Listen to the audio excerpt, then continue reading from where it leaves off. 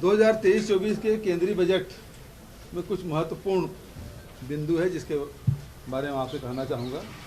किसानों की तो आय दुगुनी हुई नहीं, लेकिन फर्टिलाइजर की सब्सिडी 22% कम कर दी गई। एलपीजी की सब्सिडी में 75% की कमी कर दी गई। मध्याह्न भोजन कार्यक्रम, पोषण शक्ति कार्यक्रम में 9% की कमी। मनरेगा में 32% की कमी। प्रधानमंत्री किसान सम्मान निधि में 12% की कमी। प्रधानमंत्री कृषि सिंचाई सहायता कार्यक्रम में 17% की कमी।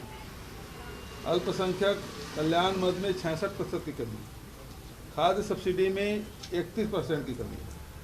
महंगाई चरम पे है, वित्तीय घाटा चरम पर है, चालू खाता घाटा चरम पर है। जीडीपी वृद्धि में मात्र 2.2% की कमी आई है। बेरोजगारी चरम पर है। ऋण भार सर्वकालिक उच्च दर पर मात्र 8 वर्षों में 3 गुना हुआ है। ये निष्कर्ष है। बजट किसान, मजदूर, निम्न वर्ग, मध्यम वर्ग के लिए अत्यंत निराशाजनक है और यही कथित अमृत काल का सत्य है। ठीक है, अब आप लोग मुख्यमंत्री जी अभी जो देश के हालात बने हुए हैं अडानी ग्रुप के कारण, आप कल भी बोले थे कि तेजी से गिर रहे हैं, 20 से भी बाहर हो कुछ दिखाया क्या कुछ पेपर ऊपर में छपा हुआ है? कल बोला लेकिन छपा हुआ तो नहीं है। नहीं चला है, देखा नहीं मैंने। विपक्ष लगातार इसमें आवाज उठा रहा है कि सदन में चर्चा होनी चाहिए, नोटिस भी दिया है, उसके बाद भी सेबी का बहाना करके मोदी सरकार इसमें किसी प्रकार की चर्चा करने को तैयार नहीं है। सवाल इस बात का है, मैं कल ही शंका जाहिर किया था कि ये जितने भी जो हमारे कर्मचारियों के एनपीएस है, और एनपीएस के 3 मैनेजर हैं, यूटीआई है, एसबीआई है और तुम्हारा एलआईसी, ये 3 फंड मैनेजर हैं। और आज सभी अखबारों में, मीडिया में कांग्रेस पार्टी ने इसको उठाया है कि इसमें इसकी जो राशि है, जो एनपीएस की राशि है, वो सब एलआईसी में गया है और एलआईसी से, एसबीआई से मनमाने लोन दिया गया है। अब उस पैसे का क्या होगा उसके बारे में तो सेबी का मामला तो अलग है, लेकिन यहाँ जो आम जनता का पैसा है, जो जनता का पैसा है, कर्मचारी अधिकारियों का पैसा है, वो खतरे में है। उसके बारे में तो एश्योर करना चाहिए भारत सरकार को कि वो पैसा, वो तो ऐसा है कि लाभांश में पैसा मिलेगा। एनपीएस में तो यही है ना, आखिर कर्मचारी क्यों नहीं चाहते एनपीएस? अब ये माइनस में चला जाएगा। अब 8 लाख करोड़ रुपए डूब गया उनका, तो वो तो घाटे में चला गया। घाटे में जाएगा तो इनको जो फायदा होना, कर्मचारियों को लाभ का अंश मिलता, वो मिलेगा नहीं, ब्याज का मिलेगा नहीं, लाभ ही नहीं हो तो मिलेगा कैसे? तो ये देश भर के कर्मचारी जो स्टेट सर्विस में हैं, उनको सबसे बड़ा नुकसान।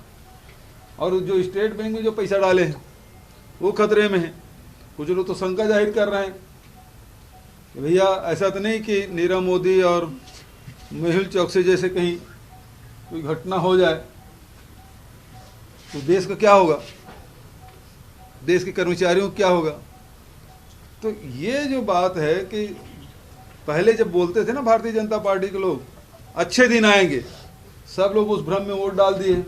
और अच्छे दिन किसका आया? आम जनता को केवल महंगाई, बेरोजगारी मिला। अब सबका साथ और सबका विकास, तो देश की जनता का साथ तो लिए, सबका पैसा बैंक में डलवा दिए। आप घर में पैसा रख नहीं सकते, बैंकों में रखना होगा, और बैंक का पैसा सबका साथ ले लिए, और विकास किसका हुआ वो देख लीजिए। और वो भी डूब रहा है।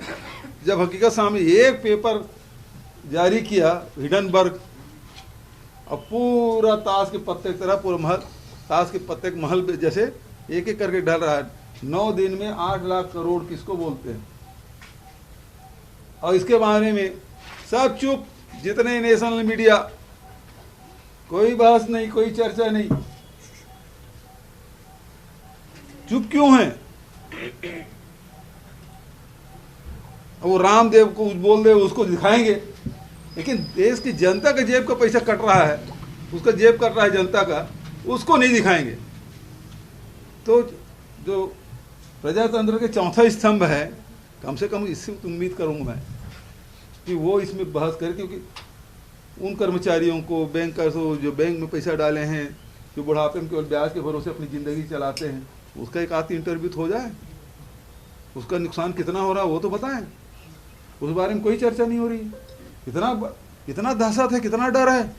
9 दिन हो गया, एक टीवी तो दिखाना ही बंद कर दिया जो सबसे ज्यादा चलता था।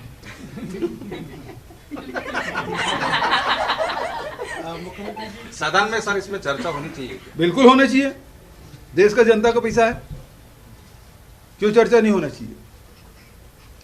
होना चाहिए। डर भाग क्यों रहे? चर्चा करानी चाहिए, जांच करानी चाहिए।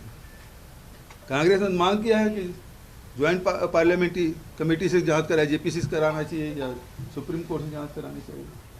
तो सदन का मामला है तो जेपीसी से होना चाहिए।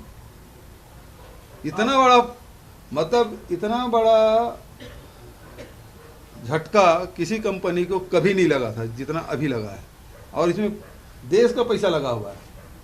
एक कंपनी डूब जाए अलग बात है, घाटा मुनाफा चलते रहता है, कभी अप होता है कभी डाउन, लेकिन देश की जनता का पैसा लगा है।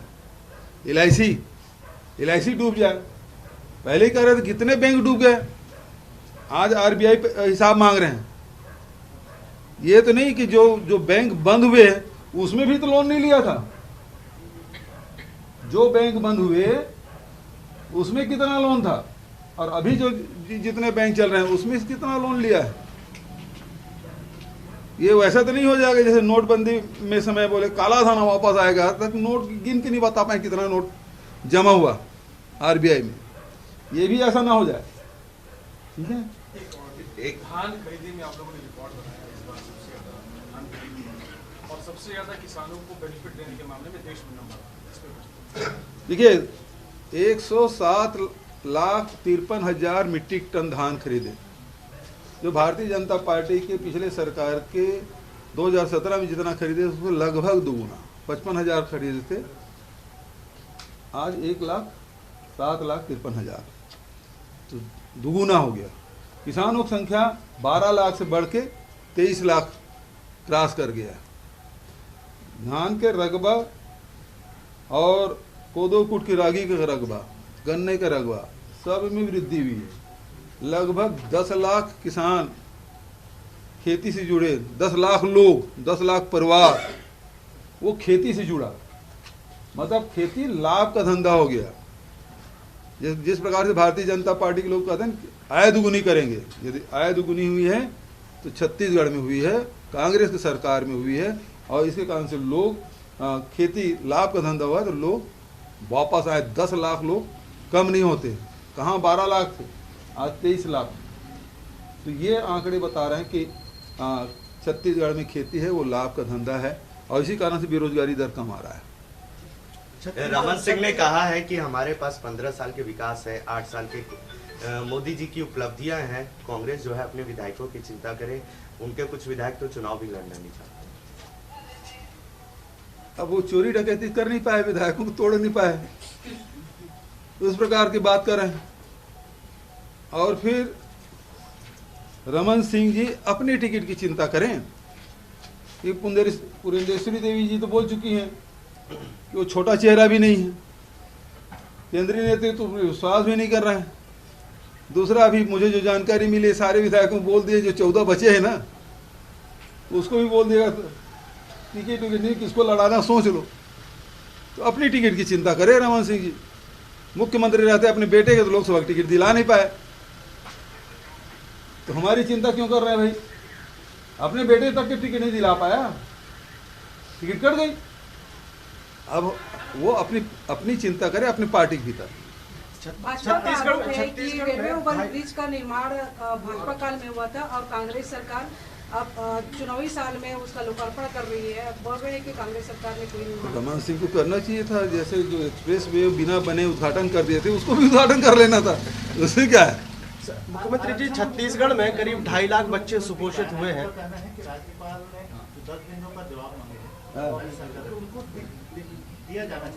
कौन, किस नियम के तहत? रमन सिंह को तो अपील करना चाहिए, उनके खिलाफ जो जांच करने की मांग अनुमति मांगे है राज्यपाल से, उसको देने की अपील करे राज्यपाल से, ताकि AW उसके खिलाफ जांच कर सके।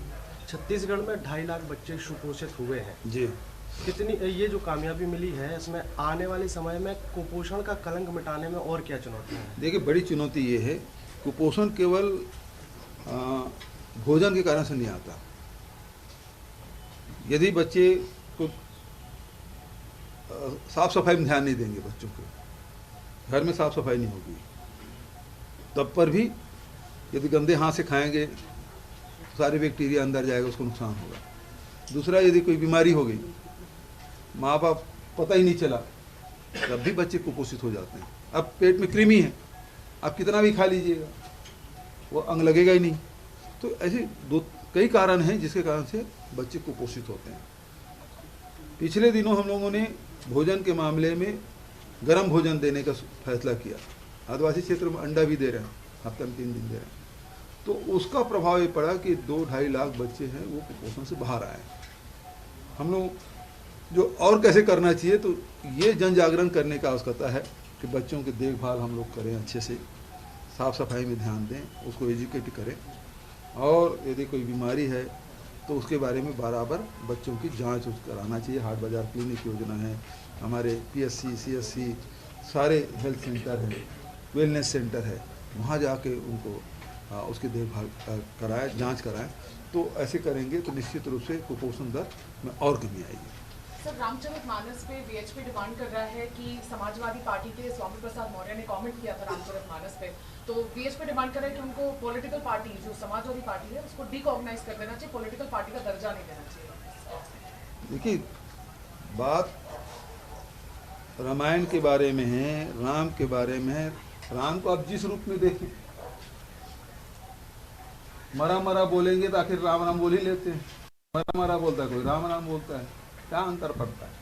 आप किसी नाम से उसे जपे, चाहे उसके विरोध में भी बात करें तो ऊपर भी उसका नाम है। दूसरी बात, रामायण के मामले में कहना चाहूँगा, मैं उस दिन भी बोला था कि इस मामले में विनोबा भावे जी ने बहुत अच्छी बात कही है। किसी भी धर्म ग्रंथ के या किसी भी दर्शन के किसी समय लिखा गया है तो आज के समय में, आज की परिस्थिति में उसको गुण विवेचना करना चाहिए और उस तत्व को, सार तत्व, सूक्ष्म से सूक्ष्म तत्व को भी विचार करके ग्रहण करना चाहिए। जस के तस ग्रहण नहीं करने का आवश्यकता है। 650 साल पहले रामायण लिखा, वाल्मीकि रामायण तो और पहले का लिखा गया है। देश में अनेक प्रदेश हैं जहाँ रामायण की रचना, कितने भाषा में रामायण की रचना हुई है। तो वो जैसे लिखे उसी प्रकार से आपको स्वीकार करने की आज की परिस्थिति में जरूरत नहीं है। जो जो मूल तत्व है उसकी विवेचना करिए और उसके जो सूक्ष्म तत्व को ग्रहण करिए, जो आज आपके लिए जरूरी है। तो और ये जो वाद विवाद कर रहे हैं वो गलत है। आप रामायण में जो अच्छी चीजें उसको ग्रहण कर लीजिए ना, उसमें जो मान लो आपको नहीं जानता उसको छोड़ दीजिए। लेकिन उसके अलावा बहुत सारी चीजें, एक चौपाई, एक दोहा, 2-4 दोहे से फर्क नहीं पड़ता उस इतने बड़े ग्रंथ में। लेकिन उसको आपको, महाभारत लिखा गया है, वेद लिखा गया है, तो उसके उपनिषद लिखा गया है। नमस्कार, मैं हूं मानक गुप्ता। अगर आपको हमारा ये वीडियो पसंद आया हो तो इसे लाइक और शेयर जरूर करें, और हाँ, हमें सब्सक्राइब और फॉलो करना ना भूलें ताकि आप देश और दुनिया की कोई खबर मिस ना करें। तो जुड़े रहिए हमारे साथ और देखते रहिए News 24।